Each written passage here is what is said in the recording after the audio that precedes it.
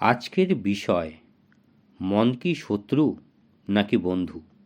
মন যদি বন্ধু হয় জীবন শান্তিময়, আর মন যদি শত্রু হয় জীবন যুদ্ধময়। কিন্তু প্রশ্ন হলো, মন আসলে কার পক্ষে? আজ গীতা আমাদের এই গভীর কথাটি বুঝিয়ে দেবে। আমরা প্রায়ই বলি, আমার মন আমার কথা শোনে না, তাই আমরা মনকে শত্রু ভেবে বসি। কিন্তু শ্রীকৃষ্ণ কি তাই বলছেন? ভগবান শ্রীকৃষ্ণ ধ্যান যোগের শ্লোক সংখ্যা 5 বলছেন, উদ্ধরেত আত্মনা আত্মনম ন আত্মনম অবসাদয়েত আত্মৈব হি আত্মনো বন্ধুরাত্মৈব রিপুরাত্মনঃ।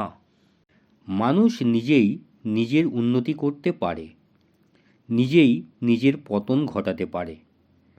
যে নিজের মনকে শাসনে রাখতে পারে তার কাছে মন বন্ধু, আর যে পারে না তার কাছে মনই শত্রু। মন জন্মগতভাবে না বন্ধু না শত্রু। মন একটি শক্তি, যাকে আপনি যেদিকে চালান সেদিকেই সে যায়। আপনি মন নন, আপনি মনের দর্শক। যখন মন চলে যায় অতীতের অনুশোচনায়, ভবিষ্যতের ভয়ে, তখনই সে শত্রু হয়। কারণ তখন সে আপনাকে বর্তমান থেকে ছিনিয়ে নেয়। যখন মন থাকে বর্তমান মুহূর্তে, তখনই সে বন্ধু। ধ্যান, জপ, সচেতন শ্বাস, এগুলোই মনের লাগাম।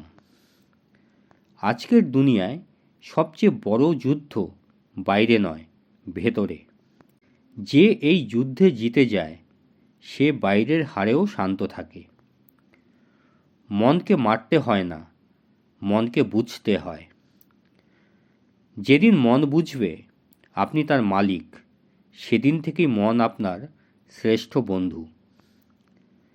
এই আলোচনা যদি আপনাকে নিজের মনের দিকে নতুন করে তাকাতে শেখায়, তাহলে ভিডিওটি লাইক করুন।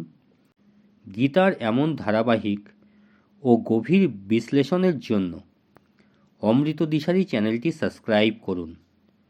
আগামী ভিডিওতে জানব, ধ্যান কি শুধু চোখ বন্ধ করা? জয় শ্রীকৃষ্ণ।